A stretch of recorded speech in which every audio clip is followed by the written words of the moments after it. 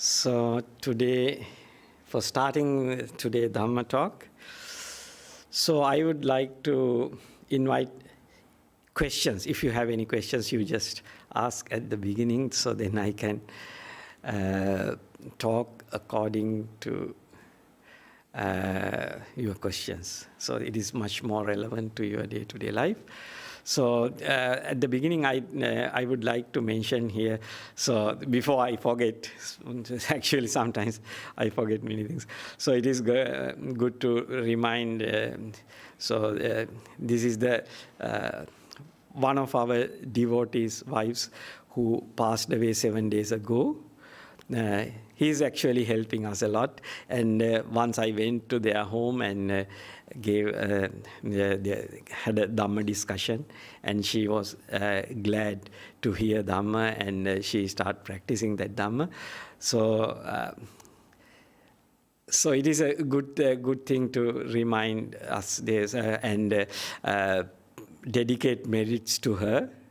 So that's why I want to remind it now. And I heard another death of a person who passed away a few days ago because COVID in Sri Lanka. His friends also today came to listen this Dhamma talk. So these two, if I say by names, I think Dhammi Silva is the wife of Mr. Chandra Silva. So I think he used to help us.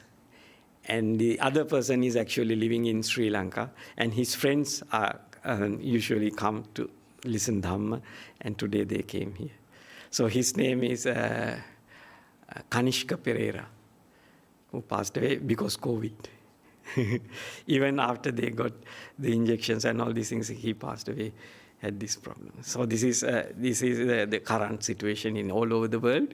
Many people are dying. So we are dedicate merits to all people who passed away.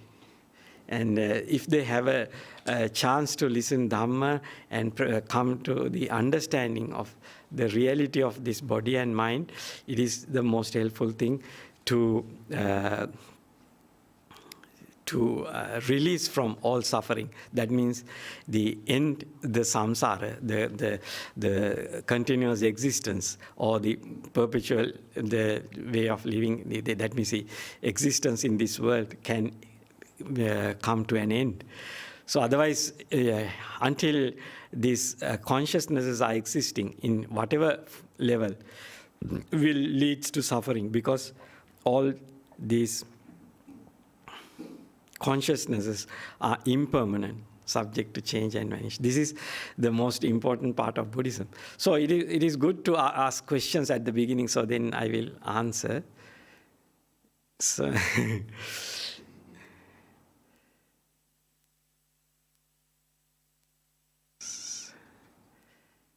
so for arousing the mind, the understanding of Buddhism in your minds, so I will just remind you, the Lord Buddha mainly talk about the realities of this world. That means the realities of our bodies and minds. Through our bodies and minds, we perceive or we conscious about whatever thing we are experiencing. That means consciousness. Consciousness is the basic thing which leads to suffering, because the subject to suffer. So it is a part of the existence. So it is a truth. It is a fundamental which is related to all sorts of existences. So this understanding these things as the reality of this body and mind, or the consciousness, then you know there is no other way to make a better consciousness or improved consciousness. Just extinguishment of consciousness, not no more existence, come to a no more existence, is the only way to stop suffering. So this is a truth. This is a reality. That's why Lord Buddha showed us the cause of suffering and The Nirodha Satya, total extinguishment of suffering. So total extinguishment happens when you achieve the Nirodha, that means the non-arising anymore. So until it arises, the consciousness arises, you have to suffer. There is some level of suffering is there. It leads to suffering. So once the consciousness ends, no more arising consciousness. So then that is the end of suffering. So you can ask questions related to this, because the truths, understanding truths is important. Truths are actually unconditional. It is always existing in this world. So all other phenomena is conditional. So whatever thing you experience or understand, always subject to conditions. But once you achieve the total extinguishment, that means there is no conditions anymore there. So that's why it is unconditional. So if you have any questions, you can ask, then I can bring the talk. You can talk about how to overcome suffering. You can focus today's Dhamma talk on how to overcome suffering. Okay. Yeah. Yes. Give a from Buddha's teachings, how to overcome suffering. Yeah. When somebody loved one passes away. Yeah.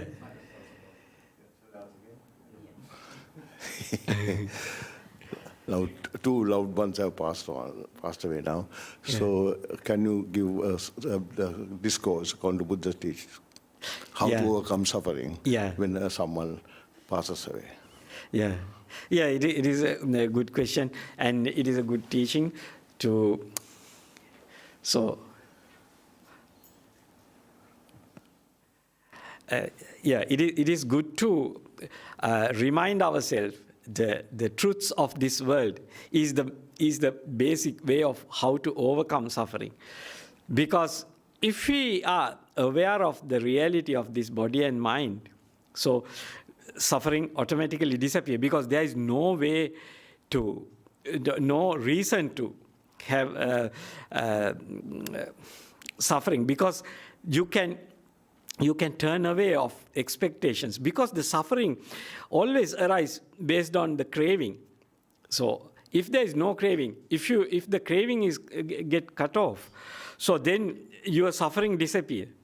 So the suffering arises because sometimes when you listen to these deaths, whatever thing you heard today, I told you, most of the people have no any sorrow regarding these people, because no connection, no craving in your hearts. That's why. But the friends or the relations have the close connection, and they know, and they crave to see those people or associate with those people and talk to those people. So that kind of craving creates suffering, because you no more meet them, you no more see them again. Your loved one is departed from you, so they never come back to you again, or you may not see them again. That's why suffering arises. Piyehi vippayogo dukkho, appihi sampayogo dukkho. So you are separated from your loved ones, or you are respected or loved, or whatever connection you had. So the suffering always arises based on craving. This craving arises in your mind at any moment when your mind is not aware of the reality. So it is a part of the system, because the consciousness is always driven by delusion. It is how the mind consciousness, eye, ear, nose, tongue, body, and mind consciousness work. But once you aware of the reality, or remind yourself, all these phenomena is uncertain and impermanent and subject to change and vanish. And these are not under I, me, myself control. So there is no I, me, myself exist. It is just a deluded thought or deluded notion arising in our minds.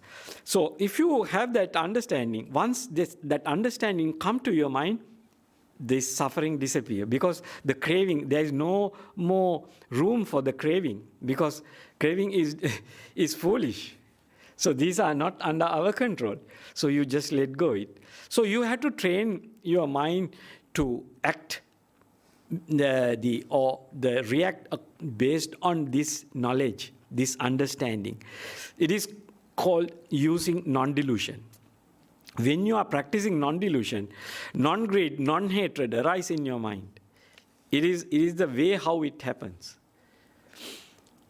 So to avoid suffering at any moment, you have to bring back your mind to the roots, the fundamental realities, this uncertainty and non-self, and always suffering, all kind of consciousness. If you are conscious about anything, it leads to suffering. So these are these basics, the root of the reality. Once you aware of this, once you remind yourself this reality, because it is not under your control. So what is the purpose of thinking about these things? You just let go. You can't stop these things. Good morning, Bhante. Good morning. It's okay. Okay. Good morning, Bhante. Good morning. Thank you for coming here for today's talk. So, a question came to my mind, so thought of asking you. Maybe a stupid question, but yeah, I'm a stupid person, so I can ask a stupid question. So, the question which came to my mind is, as you said, Ajahn, right now, that in order to let go of the suffering, we have to come to the reality, which is the ultimate reality, that ultimately there is nothing in a way. So, no I, no others. So, in a way, that suffering can be vanished from that perspective. But the question which came to my mind was, if we are considering this perspective, then how will we be developing the metta and karuna things? Because for metta and karuna, there should be some object for metta and karuna to go towards. So it's contradictory, right? If, we can remove our suffering by thinking that there is no being anyways, so why are we craving for it? But then how will we be developing our metta? And if we are focusing on metta and karuna, then basically loving kindness and compassion. So if we are focusing on compassion, we are knowing that they are being suffering, so we are having compassion for them. Then how will we be transferring towards the other thing that, okay, everything is, there is nothing there in a way. So it's all illusion in a way. So this dilemma, how to figure it out? Yes, this is one of the important things, because if you know you don't have control, so you develop the compassion towards others. Because if there is a control, then you can do something. But death has happened. You have to be kind to yourself, and you have to be kind to the other people.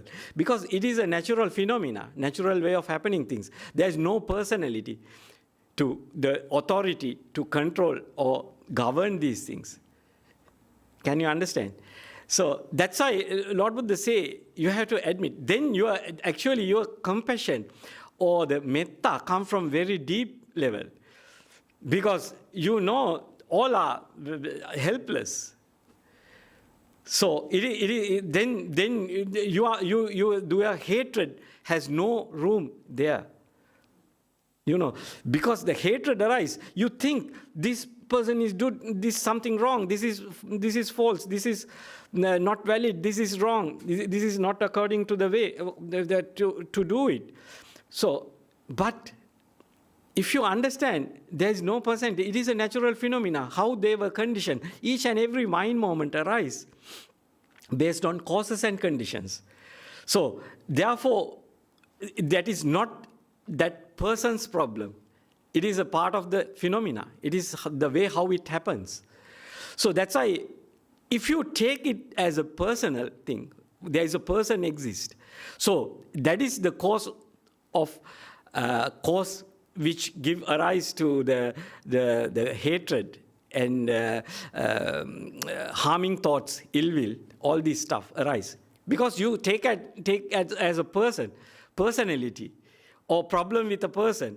If you take it is a natural phenomena, it arises based on causes and conditions. You just try to care of it, try to kind and support it. but you know there is no cure for the problem. So the only cure is non-existence. Until you exist, you have to suffer. There is no other way. No cure for this problem. So only cure is non-existence. It is go deep.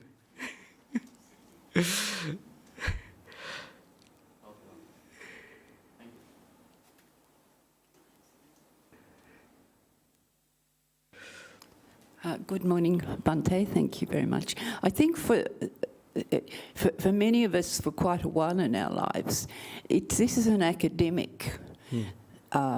It's purely an academic idea. So I guess what I might ask is, as we develop our understanding, what would you suggest is most important? Thank you. Yeah. Thank you. Yes. These things actually, that's why Lord Buddha say, if you always see, if you always think based on self, you don't see this Dhamma. If you are ready to let go yourself, then you can see Dhamma. If you take this as a natural phenomena, each and every mind moment arises based on causes and conditions, not because your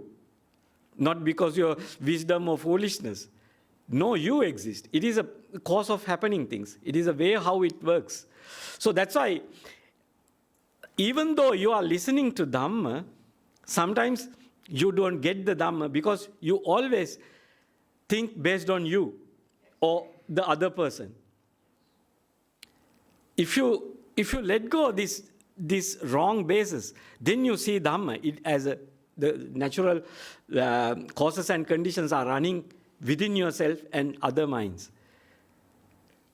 So this is one of the important things to understand. I will read a sutta at the end, or little later I can read that sutta. And that sutta also explains why people don't understand Dhamma. Because this improper attention. Even though you listen to a person who enlightened person, you don't understand them. The reason is your wrong attention, wrong way of seeing things. That's why Lord Buddha say to teach to some people, because they have strong views. They are not, they see through those views. So they never understand Buddhism, Dhamma, to how things arise and pass away. This simple thing, they don't understand because they try to understand through their views. That is a problem. So I will read, I will read that sutta. It is interesting. Very short sutta. So you can ask. Okay.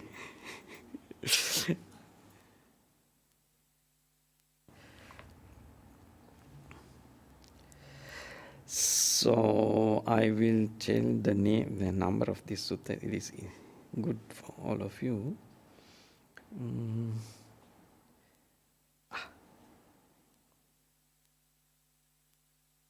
This is Anguttara Nikaya, the numbered discourses 5.151. 5.151. AN 5.151. You can search in Sutta Central or other books. You can find out this sutta. So the name of this sutta in Pali, Anguttara Nikaya, Panchaka Nipata, Saddhamma Vagga, Patama Sammatta Niyama Sutta. This is Ajahn Sujato's English translation. Numbered discourses 5. Number 16, the true teaching. Number 151, inevitably regarding the right path. Inevitability regarding the right path. Mendicants. Someone with 5 qualities is unable to enter the sure path with regards to skillful qualities, even when listening to the true teaching. What 5? they disparage the talk, they disparage the speaker, or they disparage themselves. They listen with distracted and scattered mind.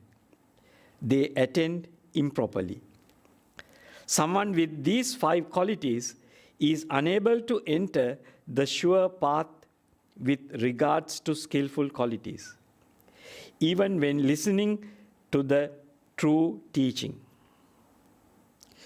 So here it is important to see they disparage the talk, they disparage the speaker, or they disparage themselves.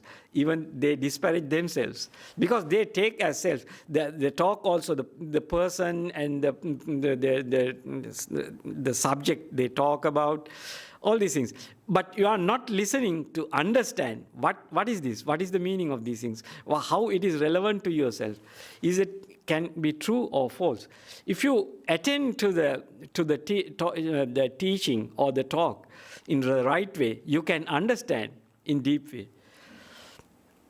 Someone with 5 qualities is able to enter the sure path with regards to skillful qualities when listening to the true teaching. What 5? They don't disparage the talk, the speaker, or themselves.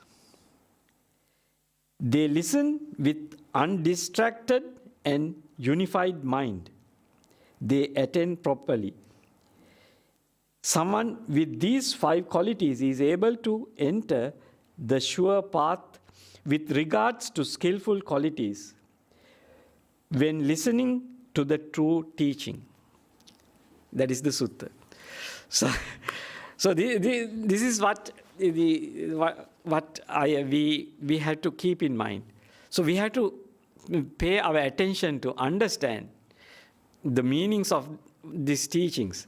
So then you can investigate within yourself and understand and apply in your day-to-day life. Use that knowledge in your day-to-day life. Then you start seeing the world in a different way.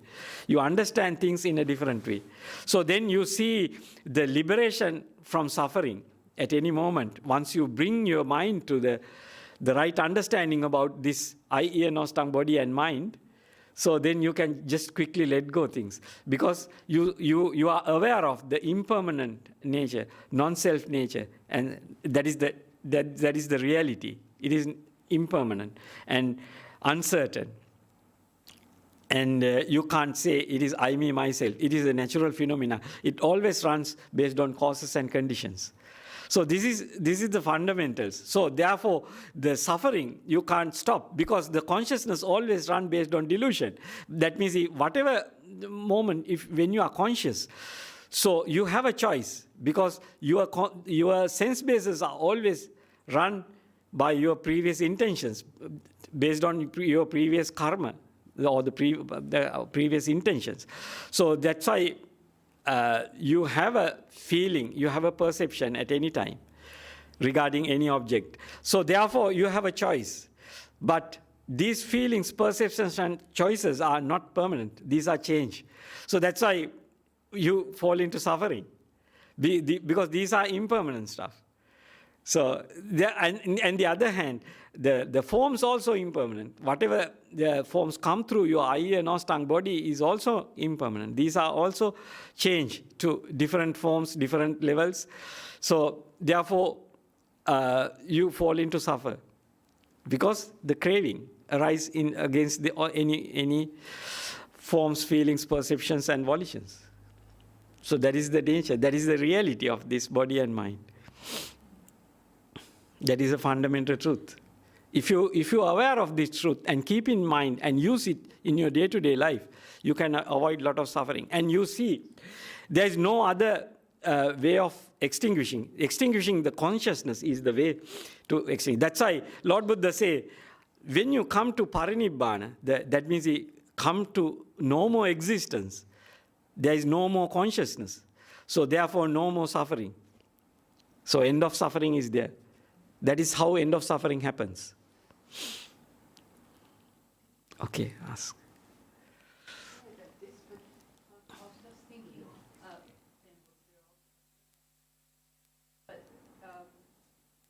Those 5 truths Yeah. from the sutta are very much connected with how we have to relate every day with one another. Yeah.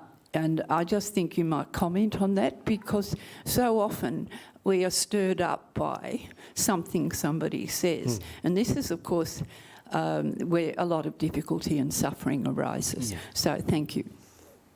Yeah, yeah, that is the thing we have to keep in mind, because when this consciousness is working, existing, so always this consciousness is supported by your past intentions.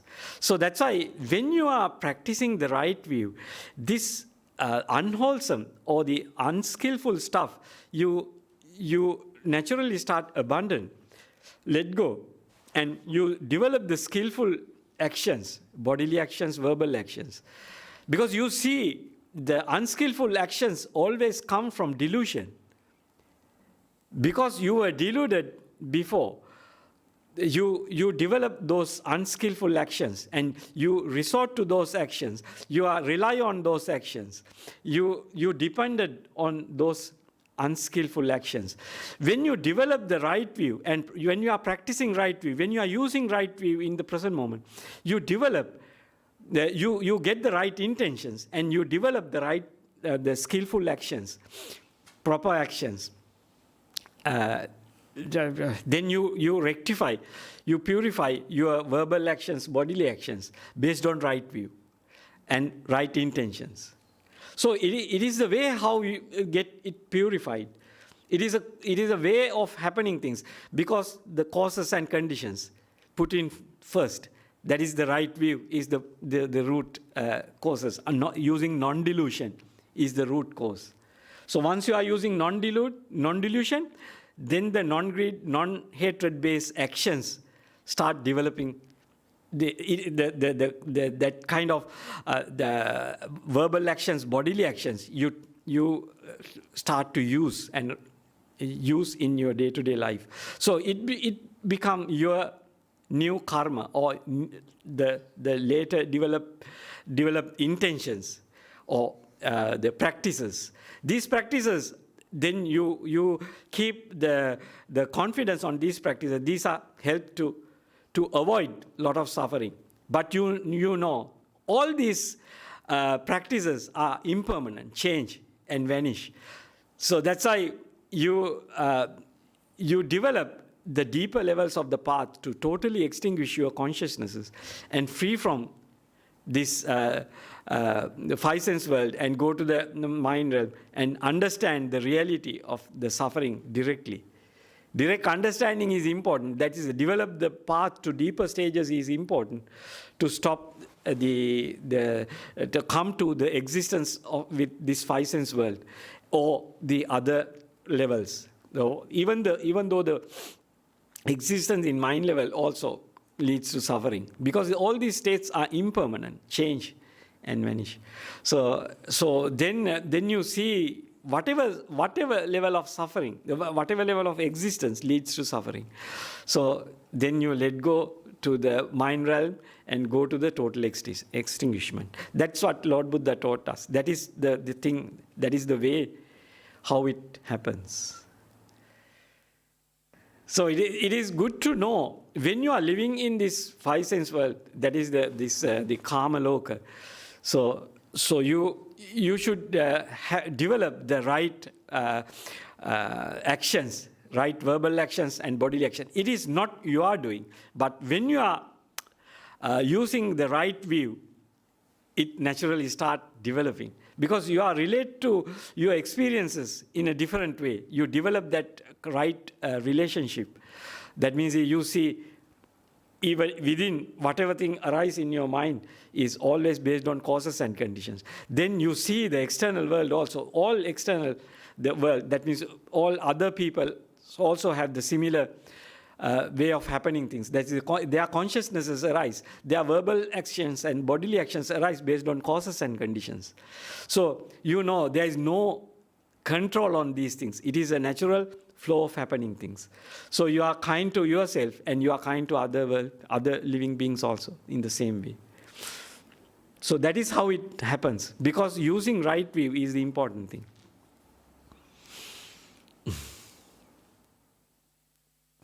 So ask. Thank you. Here are a few questions online. Okay, good. And the first one is, Bhante, kindly guide us how we can keep our minds calm, undisturbed during present coronavirus crisis. Thanks. Yes. Yeah, if you see this coronavirus crisis, that is this pandemic, in the right way, so this is how you relate to this experience is the important thing. Because now you see, most of peoples are conditioned to think, oh, these kind of things we can control. These are under our control. So now you see, even the scientists have no cure for this problem. There is no cure. They try to solve this problem using vaccines, but the vaccines, this virus mutate to different states, and the vaccines, some vaccines also don't work properly. So you can understand, this world is uncertain. You can't certain anything. So things are changing. Unforeseen things arise. That is the way how this world works. It is the way how your consciousness, if you're aware of your consciousness also always work like that. Whatever thing whatever feelings, form, perceptions arise in this moment is not fixed, not permanent. You can't keep those feelings, perceptions forever. These things change when the causes and conditions change. When you get a new experience, or when you learn something new, your perceptions change to a different level. So it is the way how it happens. So how we expect things keep under our control, because now the COVID is go against our expectations, or sometimes we can't maintain our expectations. We can't maintain our wishes because COVID obstruct. Because this pandemic, governments has to impose rules to get it under control and not destroy the whole humanity. So that's why each and every government has the responsibility to keep it under control. So that's why governments impose rules. So people, those rules go against people's wishes. So that's why people get upset. And they start criticizing governments and criticizing different actions. And some people criticize. And when the governments relax rules, so what will happen? Then the COVID starts spreading and killing a lot of people. Then people get again upset because they see their kith and kin are dying and their friends are dying. So then people get again upset and they start blaming to the government. They didn't impose rules at the right time, proper way. So your mind changing. And first you blame to imposing rules. Then now you are blaming not imposing rules. The same person. So you have to understand your consciousness is always changing. So blaming and the blaming to others or blaming to yourself is not the solution. You have to understand the reality. Different people have different responsibilities. That's why the government has the responsibility towards all the people living in their country. So that's why they look in that way. But we are always responsible to our happiness. So that's why people think we can control. Oh, this government is going against my way of getting happiness. So I can't go for a holiday to this country, that country. Government banned these things. Government don't allow us to go to those countries. So that's kind of restrictions. Not only countries, even sometimes governments restrict to go to beyond 5 kilometers. So then people start criticizing. So the suffering actually arises because your craving arises in your heart. So if you see the craving arise based on delusion, because you think these things are permanent, the certain, you don't see the uncertainty of this phenomena, or uncertainty of the objects arise in your mind, uncertainty of your expectations. These are subject to change and vanish. And sometimes these are, cannot happen anymore. Having problems, having obstructions. And you have to see the consciousness of arise in your mind. So the mind consciousness, eye, ear, nose, tongue, body consciousness is not permanent. These are subject to change based on the causes and conditions. That means first you praise the government, then you blame the government. Sometimes you praise yourself, sometimes you blame yourself. Your consciousness is the changing to different states, different levels. So when you understand it as a reality, it is a nature, you just let go the whole thing. You just let go your all consciousness, all feelings, perceptions, and volitions, and you free your mind. Because always these things create suffering. These are uncertain stuff. We are try to hold on these things. Can you hold on these things? No, these are impermanent stuff. So that's why there is no personality, fixed personality. If you watch yourself, you have no fixed personality. Personality, you can't define it in whatever way. Because all feelings, perceptions, volitions are changing to different states, different levels. They're changing to something different. So that's why Lord Buddha say, there is no the personality. Actually, you can't take these things as I, me, myself. Always arise based on causes and conditions. That's why once people praise to the rules, sometimes people blame to the rules. When so that depends on. That's why when the COVID is a good teacher for us.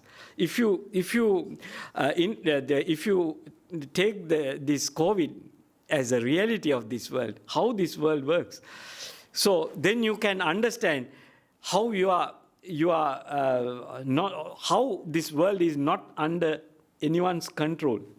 It goes along the causes and conditions, how the causes and conditions arise and pass away, and no one have authority to control these things. So when you focus this attention to yourself, you see there is no self. These always, your eye, ear, nose, tongue, body, and mind run based on causes and conditions. There is no authority, no governor, no controller behind these things. It is a way of happening things. That's why when you have this big picture understanding, then you see, you accept this body and mind is not under our control. Then your mind come to nibbida. That means so mind is turned away from your consciousness. Mind is turned away from your experiences, and it much more prefer to the extinguishment, not having these conscious experiences. Turn away from your five senses and go to the mind realm and enjoy the stillness of the mind, unity of the mind. So your mind turn away when you see this big picture. It is the way how it happens. Okay. Is there any question? Any more questions? Thank you. Another question. Could you please speak about developing right view? Yes. This is the most of the people ask this question. So the developing right view is, first you have to understand the right view. What is right view and what is wrong view? So how you developing is, you have to use the right view, because your mind is always programmed to use the wrong view, the I, me, myself, and the things you take as permanent. Whatever thing you experience in this moment, you think you have to experience forever this. So you have to experience the pandemic forever. So these things come and go. If you recollect the past pandemics, arise and prevail and extinguish. It is the way how it's happened. All your experiences arise and to experience for some time and then disappear, extinguish. So this is how things works. So if you have that understanding about this reality, you don't worry. You just let go things. So you accept as it is. So the practicing right view is important. Practicing means remind yourself this reality and use that knowledge in your day-to-day life, at each and every moment, whatever moment. When it comes to your mind, you have to respect it and keep it and use it all the time. So then it will come to your day-to-day use. It will come to your common sense, common knowledge about the world. So it is the way how you see the world. It is come to you because the usage, day-to-day usage. Otherwise, this mind always run based on the delusion. So you have to practice non-delusion. So that's why the practicing right view means you are practicing non-delusion. So actually this view actually come from people who develop their mind beyond this human realm and directly understand the reality, understand the big picture. But once they introduce you, you can examine and see within yourself, and you see it is true, it is correct. So then you try to use that knowledge in your day-to-day life. Once you are using that knowledge in your day-to-day life, you see the benefits of it. You see you can release your mind from suffering. It leads to strengthen and concrete in your mind, and you are rely on that view, and you see the benefits of that view. It leads to deeper understanding. Then you see through that right view, and then it leads to the deeper stages of practice of the path. So that is how it happens. It is the way how you start using it and seeing the benefits, and you naturally fall into that path. You can't turn back once you fall into the path. So that is the usage of right view. So how to use is you just remind yourself and use as much as you can. Then you start rely on it, and you take as the refuge. Dhamma is your refuge. Okay. Thank you. The next question. Respectful Bhante, could you please advise how to help people who are in extreme suffering to cultivate their mind for peace, happiness, and wisdom? Thank you.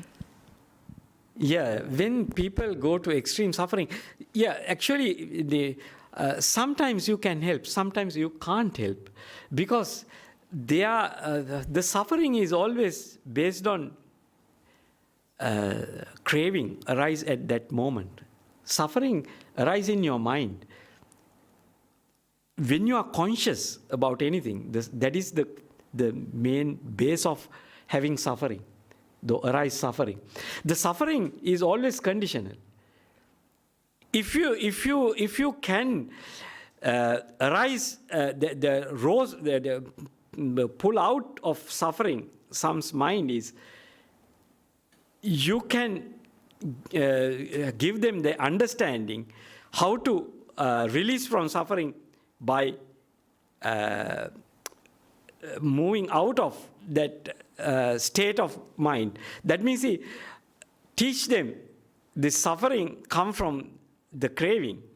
So once you abandon the craving, these are impermanent stuff, non-self stuff. So you don't have control. You just turn away your mind and pay attention to something else. Then you can stop your suffering. Suffering always, when your mind is conscious on that object, the suffering. Shall we take an example?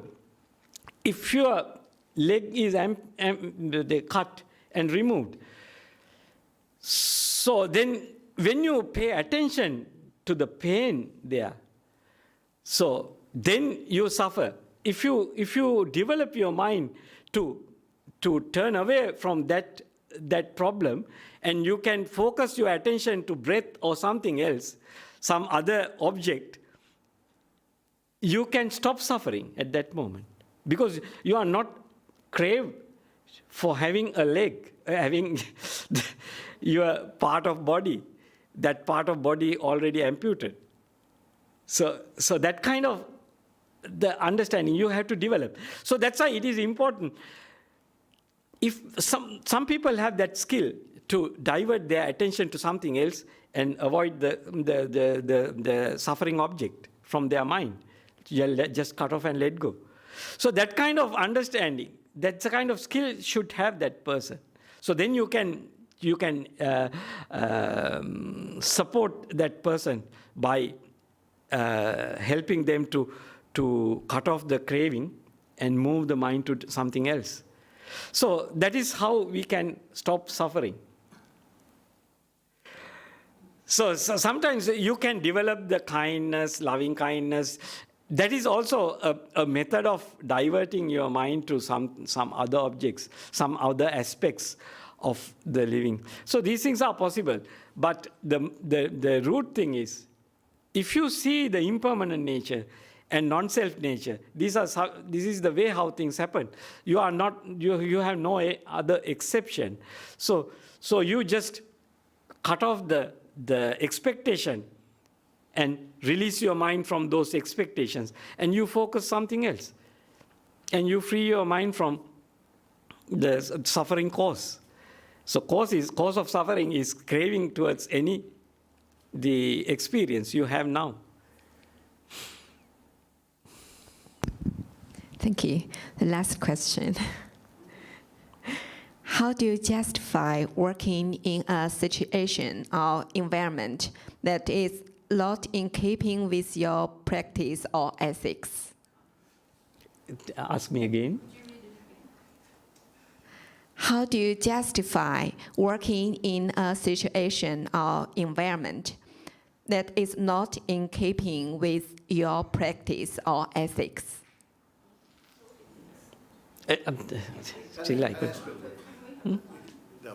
He's asking how to justify working in an environment Yeah. which you are not happy about. They are doing wrong things, Yeah. but not according to your ethics. How can you cope with the situation to work there?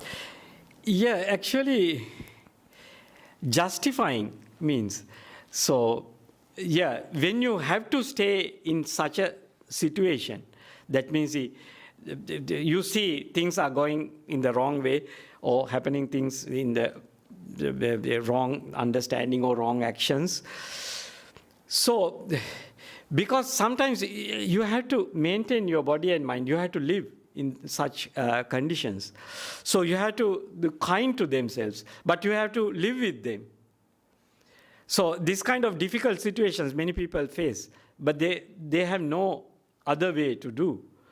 So then you have to kind to themselves and just follow whatever thing you have to do for your living, because fighting with the whole world don't work. But you can practice the right mindfulness. Then you see the suffering, how suffering arises and passes away, and you get sometimes an opportunity to separate from those situations and try to find out a better environment. But if you hate them, if you develop the unskillful mentality towards your environment or towards your experiences, it creates more suffering to you, and you don't see the opportunities to avoid those situations, avoid those environments, and find out a better environment or better the surroundings. You don't get that opportunity when you are falling into unskillful mental states. That means anger, hatred, when arise in your mind, so your mind get contracted, and you don't see the good opportunities. So that's why Lord Buddha say you should avoid unskillful mental states. So you have to accept the reality of this world. You can't change the whole world. You can't change your environment sometimes.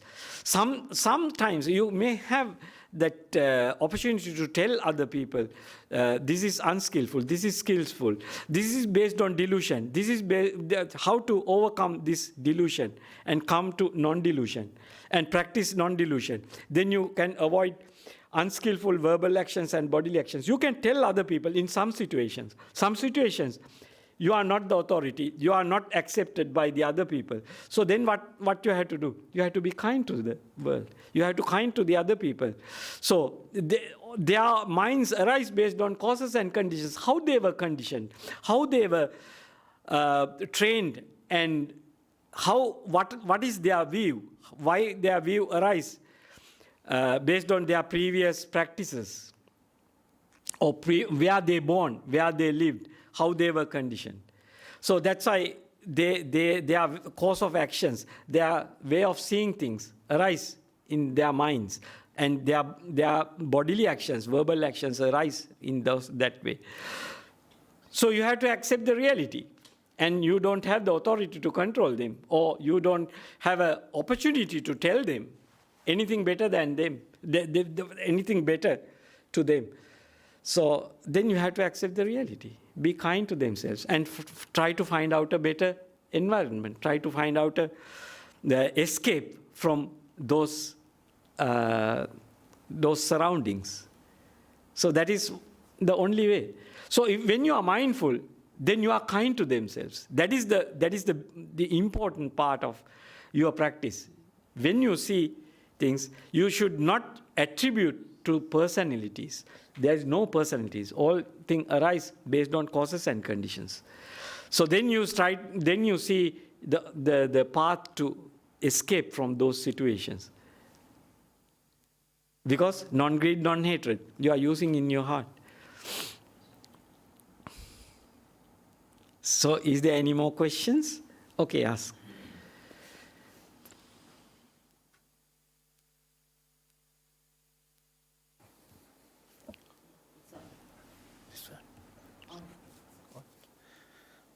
Bhante, thank you.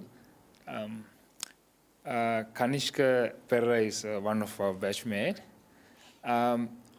Even though during this COVID pandemic, millions of people died, when I heard his death, it hit me on my head. As a knowledge, I know Piyahi Vipayoga Dukkho, or this non-self always you are talking about. As a knowledge, I know. I can tell other people as well.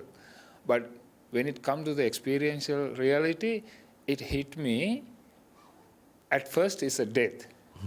Then I get into the death contemplation, actually. But then again, the long-term suffering is now, I feel like I have to realize this Dhamma as soon as possible. That is my suffering now. So, how do you get through that kind of suffering? Yeah, you have to admit that this is a natural phenomena.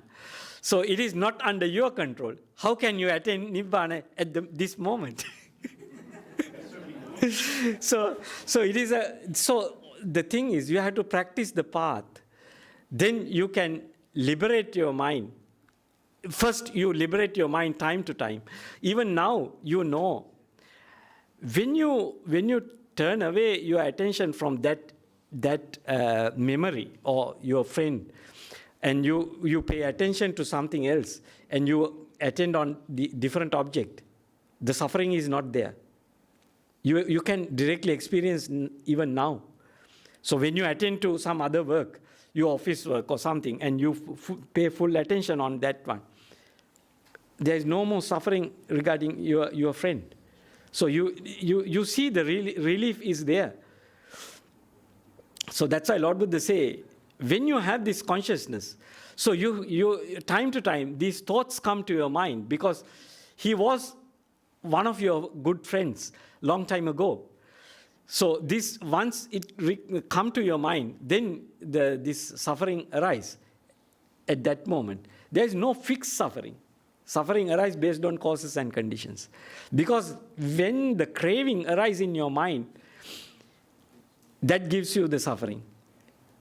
Then the object should come first, and then craving arise based on your past karma. That means based on your past intentions and how you relate to that person. So that is your past karma. That is why Lord Buddha say, until this consciousness exists, you have to suffer.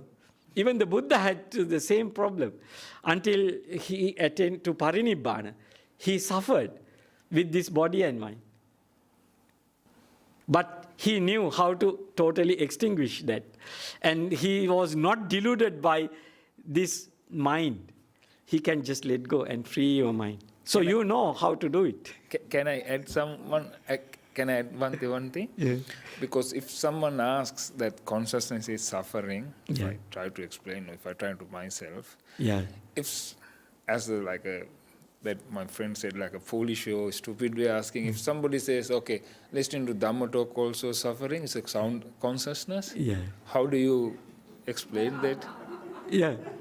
Yeah, it is important. Whatever consciousness, sound consciousness, eye, ear, nose, tongue, body, and mind consciousness, all leads to suffering. Because whatever consciousness arises at any moment, this consciousness consists with or come with a perception, feeling. If there is no feeling, no perception, there is no consciousness.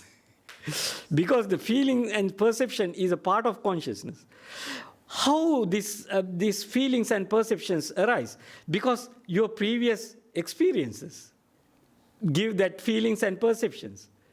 That is because the existence is based on consciousness. It's a part of the existence is the part of the is an essential factor of existence is consciousness. Consciousness always conditioned by your past experiences, karma. So that's why Lord Buddha say it is suffering.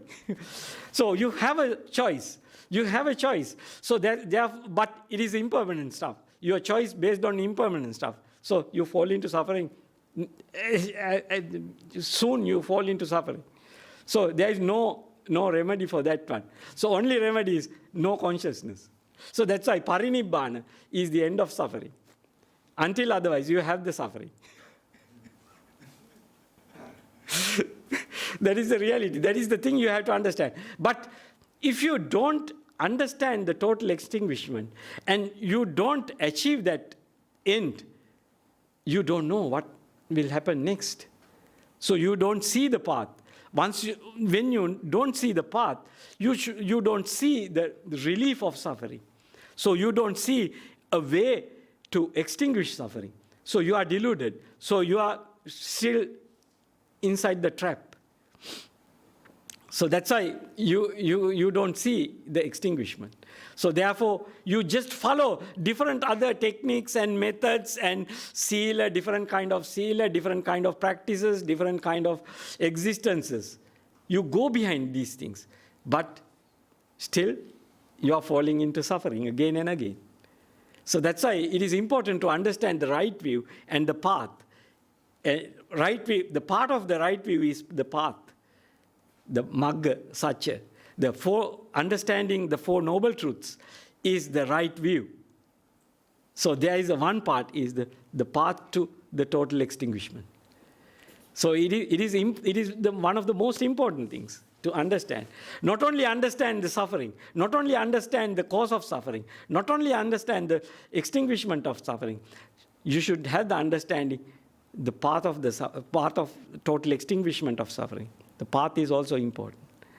So that is the understanding of Four Noble Truths. That is the right view. So right view is not only one thing.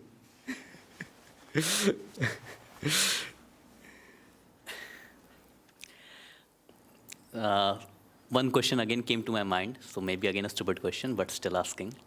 So Ajahn, tell me one thing. Even though I think I have been hearing these teachings for some years now, but still, that particular sense of dispassion hasn't arisen in a way. So basically, that sense of disenchantment or this dispassion. See, the problem is this. We live in samsara, we experience samsara. We know what is samsaric happiness and samsaric sadness, right? Always there is a thing, and then there is a, okay, but we can have a coffee or something, and then it will be slightly manageable or something. Or there are some workarounds for it.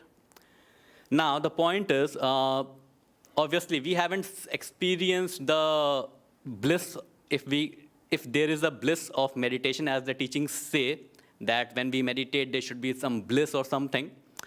So now the point is this. We haven't experienced that particular stuff, which is called as there is a bliss in meditation, which we haven't experienced. The teaching says there is a bliss, but we haven't experienced for ourselves. We know a happiness which we have experienced, which is in samsara.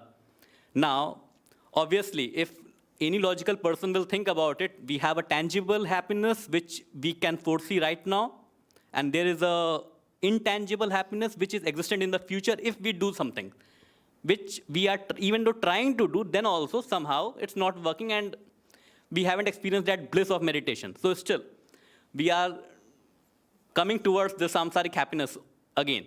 Now, how to develop this, basically how we can actually, we know impermanence, we have seen people dying around in COVID now. Unfortunately, my friend also has died. One of my friends has died due to COVID. We know these things. We have seen these things now. Till now, COVID also was something like a news for me. But when I heard my friend had died due to COVID few weeks back, then, basically, as my friend also suggested that he was struck by his friend's news. And similarly, I was also slightly shocked hearing that particular news, even though, we know about impermanence, it's all non-self, there is no being, no person, nothing. So, but still, how to actually basically get the mind diverted from samsara towards a disenchantment towards samsara, basically towards attraction towards samsara, and basically, if we say not aversion towards samsara, but still having a disenchantment for the samsara, so that obviously the mind thinks, it's enough of the processes already going on, so let's try something different, like a way out of samsara in a way. So how can we tilt the mind in that particular direction when we haven't seen that actual happiness which arises in a meditation, and we know a happiness which we can get from a coffee in a way? If my question is making some sense. So how can a normal layman, a lay person who is in samsara, try to divert his mind towards out of samsara? How can this happen? Thanks, Ajahn. So this question, what I understand is, until you are willing to have until you want to have a non-suffering states of mind, to continuously have a non-suffering states, so you don't get it. Because when you are existing in this five sense world, this consciousness is not a fixed thing, a permanent thing. It's subject to suffer. It's fall into suffering all the time. But you can release from suffering for temporarily, but it fall back to another state of suffering. Another object come and make you suffer. So it is a part of the system. So you have to understand this big picture. There is no self to govern this process. There is no one is governing this process. It is a natural way of the process. It is naturally run by causes and conditions, arise in each and every moment. These causes and conditions are not under anyone's control. So that is the thing you have to understand. It is uncontrolled. So that's why Lord Buddha say, when you have aware of this big picture, this is the way how it works, you just let go it. You don't worry about it. You just turn away your mind from all this conscious process. So then you develop the ability to accept the reality as it is. You are not under control. So things arise and pass away. So this suffering always related to wanting. So enjoyment, whatever thing you had, because enjoyment, you are attaching your mind. It is a process. So that then you train your mind to divert your attention and pay attention to something else and stay with it. So that's why some religions, they teach to attach to the light, the mind. You focus the mind to the light arise in your mind, and you pay attention to it and just forget about the all other objects. So sometimes they create a color sign, and focus the attention to those color signs and pay attention to it and let go all other things. So unify your mind to one object and let go all other objects. Then you avoid suffering arise from all other objects. Because this mind is take an object, it leads to suffering. That depends on the condition of the object, or how you relate to that object. The way you relate to those objects leads to suffering. So that's why people expect the escape from suffering to go to one object. But this consciousness, you can't maintain on one object forever. It changed to different levels. It changed to different states. It is a natural causes and conditions drive this consciousness. That's why it leads to suffering.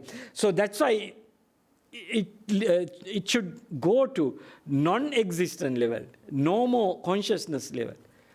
So should go to the total extinguishment. Because this consciousness arises because causes and conditions.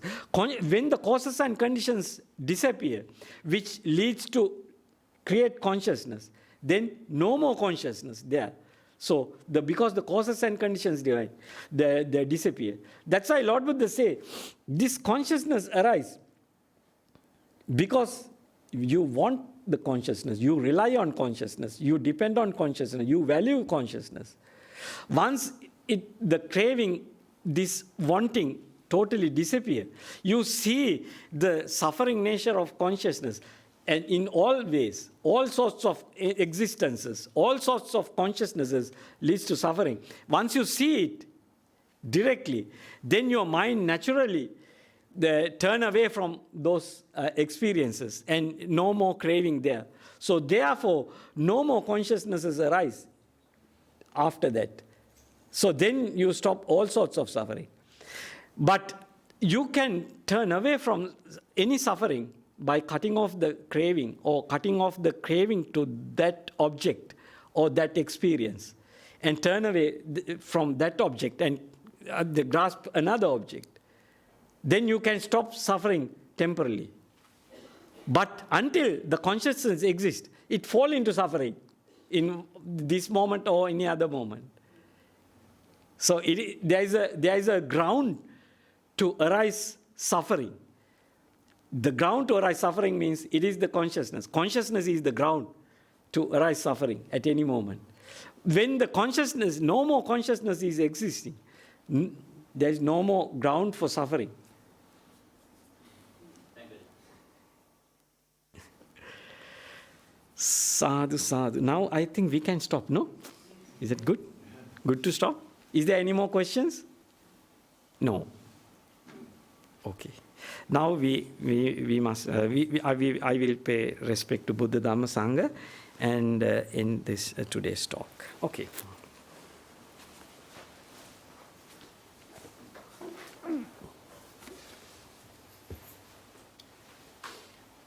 Arahang Samma Sambuddho Bhagava Buddhang Bhagavantang Abhivadi Swakhato Bhagavata Dhammo Dhammang Namassami